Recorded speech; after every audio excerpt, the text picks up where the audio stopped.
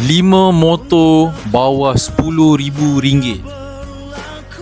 Mat, Mina, hari ni aku nak share sikit lah 5 motor bawah RM10,000. Yang pertama, CF Moto 250NK. Harga dia RM6,900. Yang kedua, Y16ZR. Harganya RM8,000. Yang ketiga, Yamaha LC135Fi. Harganya RM7,000. Yang keempat, SYM Husky. Harganya RM8,700. Yang kelima, Honda Vario 160.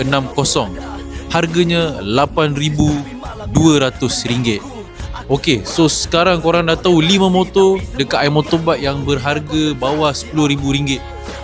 Fikir-fikirkanlah.